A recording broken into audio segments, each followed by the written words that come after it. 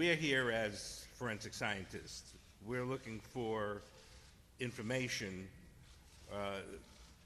that is from the autopsy and other scientific studies that will allow us to eventually reach final conclusions.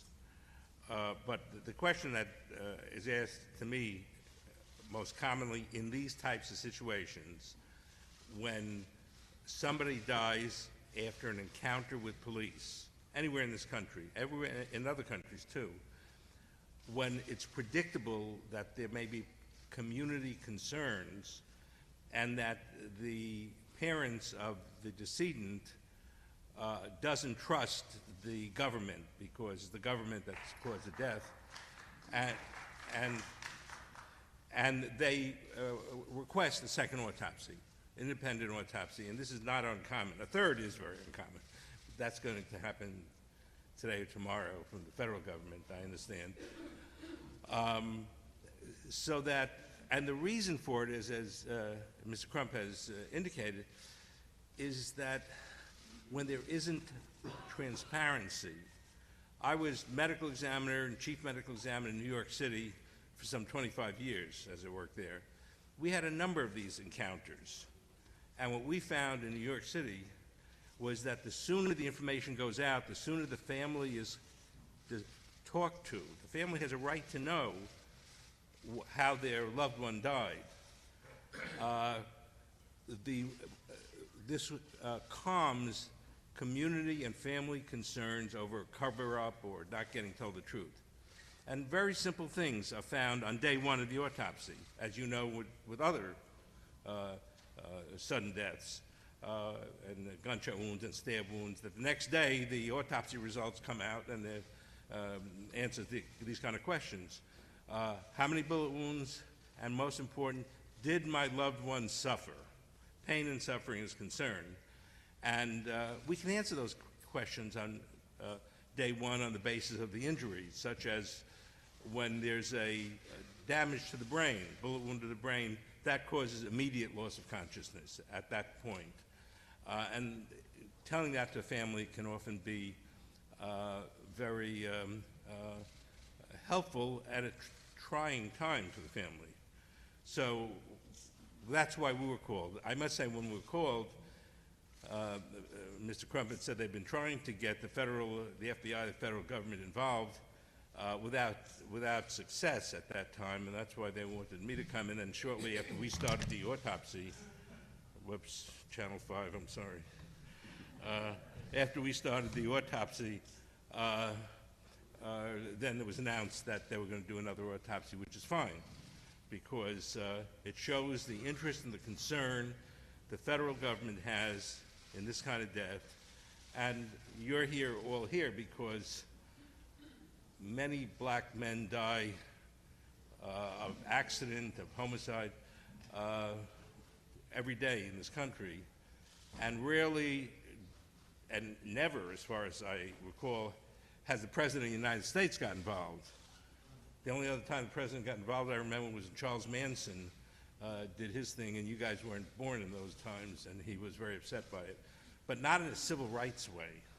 So I think that, understanding what's happening, and one thing I want to add here, though, Mary Case is the chief medical examiner in St. Louis County, and she's a very excellent forensic pathologist, and I'm sure her work will turn out to be very, very excellent when it's released. But again, it hasn't been released yet, and the family wants to know certain simple questions that so far we've been able to answer.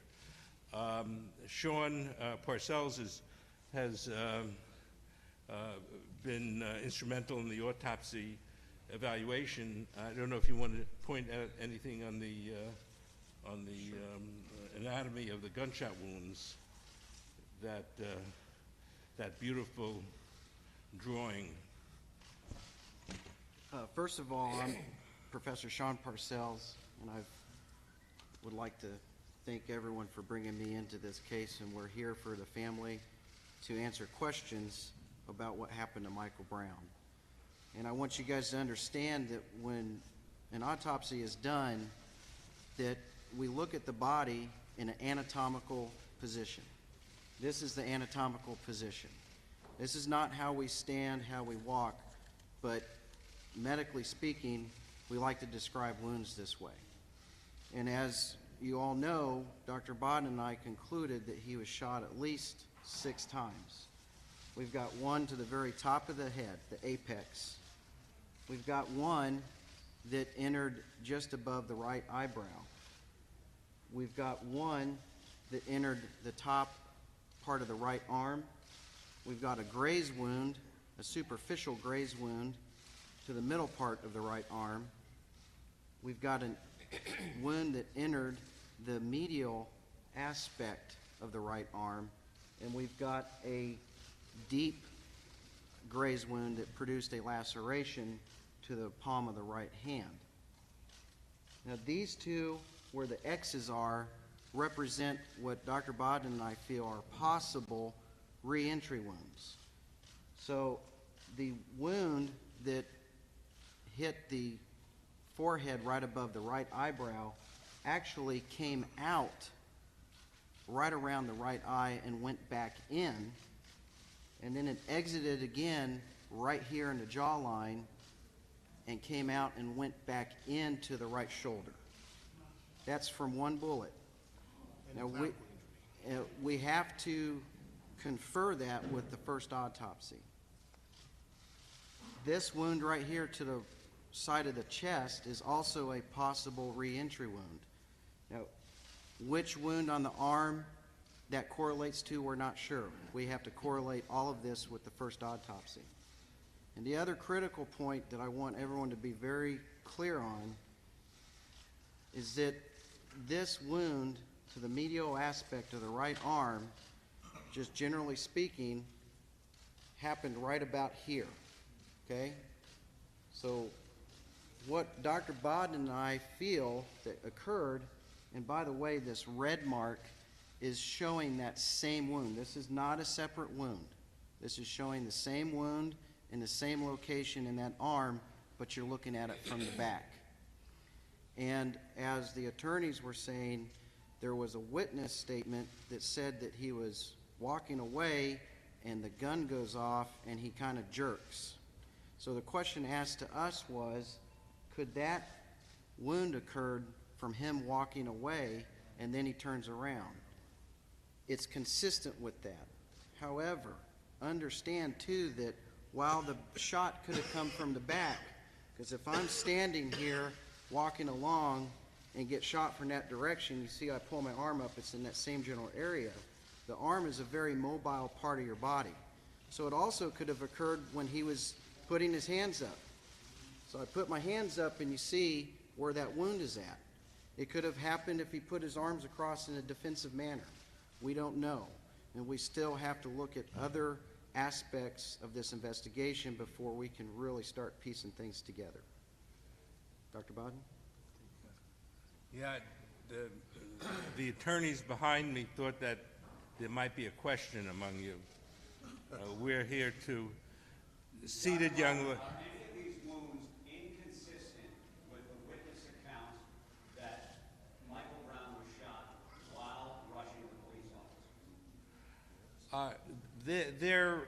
There could be consistent with his going forward or going backward, but they're for the front, and if he was shot going forward, he would collapse right away. The problem, yeah, so it's possible. There are a number of different possibilities to that. Can you tell how far away they were shot? Yeah, the question was how far away. Yes, we can tell certain distance.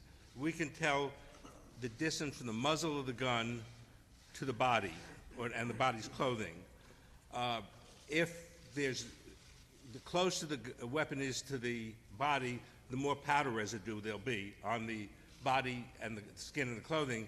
In this instance, there's no gunshot residues on the skin surface, so that the muzzle of the gun was at least 1 or 2 feet away, the muzzle at the time of discharge. It could have been 30 feet away, and it would be the same thing. But in order to be firm about that, we also have to look at the clothing, which we haven't had the opportunity to look at, because sometimes the clothing can filter out gunshot residues. Doctor, can you say how many times he was actually shot, because you were talking about re-entering him? Yeah. There's 6 bullets struck him.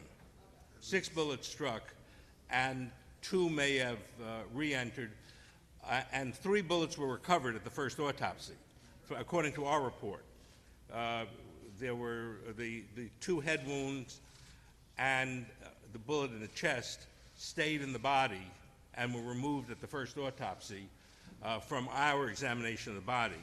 One of the things that's going to be important for us to see is the x-rays, the old black and white x-rays that will show where the bullets were before the autopsy was started.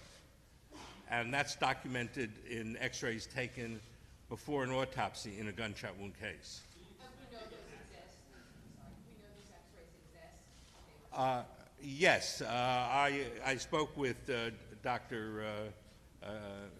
Mary Case, and they did all the proper x-rays, photographs, and they should be available at some time, whether today or whether 3 or 4 months from now. Often depends on what the prosecutor wants to do. That is, Mary Case could have told you everything I'm telling you on day one, but often in an investigation like this, it's not uncommon for prosecutors not to want information released. But I think in my experience, when that happens, it only gets the community more upset. Well, No, ma'am. Only, are you a member of the media? I am not. Okay. Only the media. Only the media. I didn't hear. Do. All right. 2 things. Access to the clothing. I think at some point, the defense should have access to the clothing. That depends largely. The clothing is now, from Dr. Case's advice, in the Los Angeles, St. Louis County Police Agency. Normally, they're going to be looking at it. It's up to them when the defense, not defense, the families will have access to it. So at some time, there will be access to it and the results. As far as the other part of the question was, any signs of a struggle? There weren't signs of a struggle. In talking about a struggle, one of the things that the attorneys have also asked for is the medical examination of the officer who was in a struggle. So signs of injury to the officer, to Michael Brown are both needed. One thing is that there are abrasions around the right side of Mr. Brown's face, rubbing against the ground, which happened, as best we can tell, when after the gunshot wounds he fell flat down unprotected and got those abrasions.